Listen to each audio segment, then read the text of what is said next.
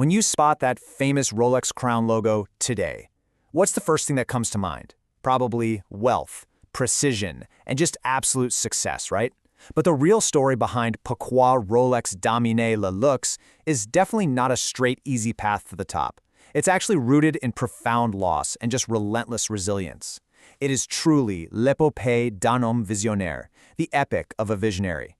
We're talking about an orphaned boy who quite literally had everything taken from him, yet somehow managed to build the ultimate global symbol of indestructible luxury. So let's dive into how a tragedy gave birth to a legend. It presents a pretty wild paradox when you think about it. How exactly does an orphan, who lost everything, go on to create the world's most luxurious brand? This really isn't just your standard business story. It's an epic hero's journey about a man named Hans Wilsdorf. To truly understand the incredible watches he built, we first have to understand the deep, tragic destiny that forged his total obsession with control, reliability, and absolute perfection. Section 1. Le destin tragique d'Hans Wilsdorf. The foundation of an obsession. You know, when life suddenly strips away all of your security, you tend to look for something, really anything that you can rely on. For young Hans, that something eventually became time itself. Back in 1893, at just 12 years old, he was orphaned in Germany, losing both of his parents in an instant. He was sent away to a boarding school, and his future looked completely dark. But fate stepped in. He met a Swiss student who spoke so passionately about the pride and the pinpoint precision of Swiss watchmaking. That planted a seed. Fast forward to 1900, at age 19, he makes the move to Switzerland and lands a job meticulously checking the daily accuracy of hundreds of watches. This grueling, repetitive work sparked an unbreakable obsession.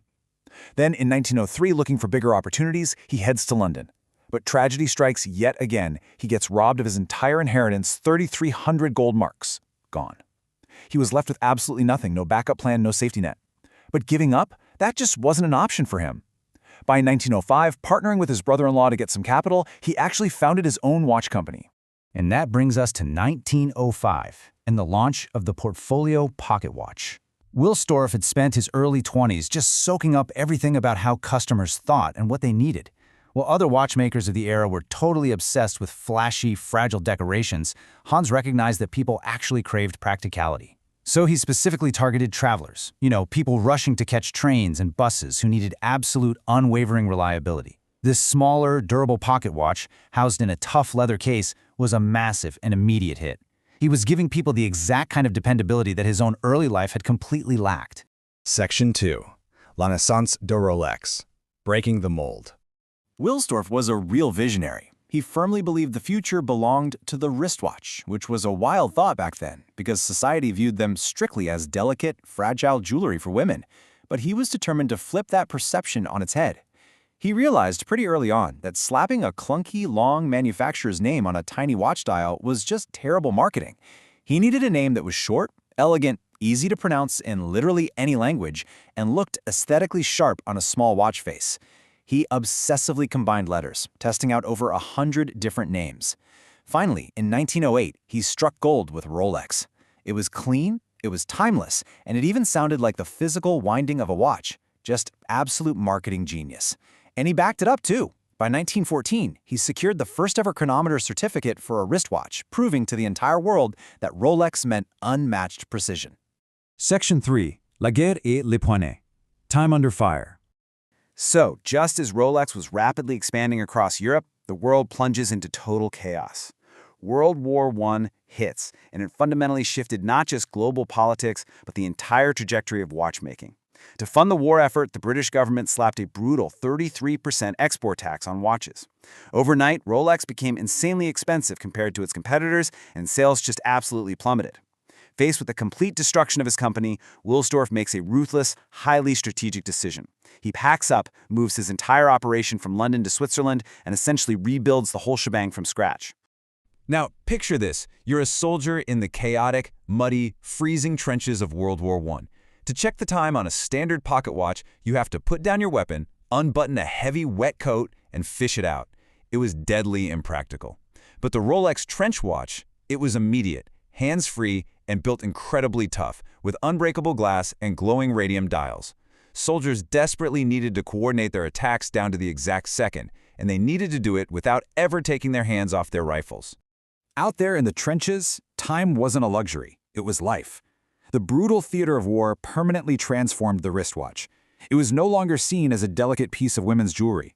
When these soldiers finally returned home as heroes, the public noticed exactly what was strapped to their wrists. The wristwatch had suddenly become this highly masculine, absolutely essential tool for survival. Hans Wilsdorf's wild prediction had come completely true. Section 4. La tactique des montres étanches. Conquering the elements. Okay, so now that the wristwatch was universally adopted, a huge new fatal flaw popped up. They were incredibly fragile against the elements. Dust, heat, and moisture would just easily slip inside those traditional pressed-together cases and completely destroy the delicate internal movements. Well, Hans refused to accept this vulnerability. Rolex's answer was the legendary 1926 Oyster case. Instead of pressing the watch pieces together like stacked cans, which always left these microscopic gaps, Rolex engineered a brilliant system where everything was screwed down. The bezel, the case back, and the winding crown were all locked tightly into place, sealed with rubber gaskets. It was literally designed like a submarine door. This impenetrable shell was built to protect the precious movement inside, much like an oyster protects a pearl. But here we hit a massive wall. How do you actually prove a watch's waterproofness to the rest of the world? It's an invisible innovation. You can't just tell a skeptical public that your watch is perfectly sealed against water. You have to show them. Wilsdorf knew he needed an undeniable spectacle. Enter the incredible story of Mercedes Gleitz in 1927. She was a young British swimmer attempting to cross the freezing waters of the English Channel. Wilsdorf saw an unprecedented opportunity here. He approached her with a deal. Wear our new Rolex Oyster during your swim. And she agreed. She spent a grueling 10 hours battling the icy waves. Though she ultimately had to be pulled from the water due to extreme exhaustion before officially finishing the crossing, when they checked her rest, the Rolex Oyster was ticking perfectly. It hadn't taken on a single drop of water. This right here is exactly pourquoi Mercedes a fait gagner Rolex. She provided the ultimate undisputed field test. So, Gleitz technically failed the crossing, but Wilsdorf brilliantly turned it into a monumental victory. The genie marketing the Rolex is on full display here. He bought out the entire front page of the Daily Mail to boast about the watch's survival. Then he took things a massive step further. He had jewelry stores all across the world place ticking Rolex watches inside actual aquariums full of water right there in their display windows. It was visceral, undeniable, clear visual proof. People literally stopped in their tracks on the street just to stare at these submerged watches. It was an absolute masterclass in marketing. But remember, Hans was a perfectionist. He spotted a lingering vulnerability. To wind the watch manually, users still had to unscrew the crown. If they forgot to screw it back down tightly, boom, water gets in. So Rolex invented the perpetual rotor. It was this semicircular weight inside the watch that moved freely with the natural motion of the wearer's wrist, automatically winding the mainspring. By just going about your day and wearing the watch, it powered itself endlessly, meaning that waterproof crown rarely ever needed to be unscrewed. And just like that, the modern automatic watch was born. Section 5. L'héritage d'un génie. An immortal brand. Now, despite all this unimaginable commercial success, Wilsdorf's personal life was still marked by sorrow. During the dark days of World War II, his beloved wife passed away in 1944. Yet, staying totally true to his lifelong pattern, Hans channeled his immense grief and loss into an unbreakable focus on his work, pushing the boundaries of watchmaking even further. In 1945, to celebrate Rolex's 40th anniversary, he introduced the Datejust. This was the world's first automatic wristwatch to display the date in a window. At first, some customers actually complained the date was a bit too small to read. Well, the legend goes that while washing his hands one day, a single drop of water fell perfectly over the crystal of Hans's watch, magnifying the dial right beneath it. Inspiration strikes. Rolex quickly added the iconic magnifying Cyclops lens over the date window. Such a simple, elegant, and highly practical solution. As we roll into the 1950s, the world was really opening up, and Rolex rapidly expanded its focus to create highly specialized tools for the world's greatest adventurers.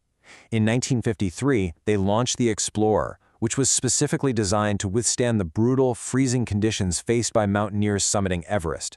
Then, in 1955, the GMT Master was created for Pan Am pilots, featuring a clever rotating bezel to let them instantly read time across different global time zones.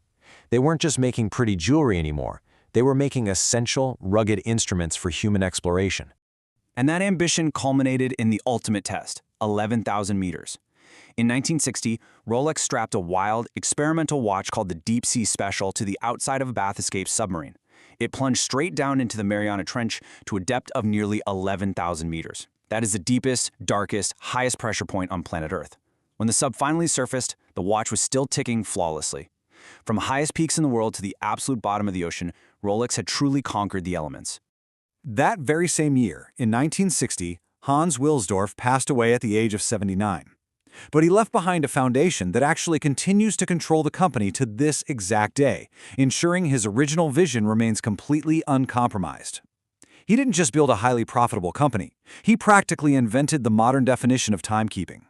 Hans Wilsdorf's immense legacy is now worn on the wrists of millions, an enduring, ticking testament to precision and resilience. So it leaves us with a pretty profound question. What is the true value of time when you've had to rebuild absolutely everything?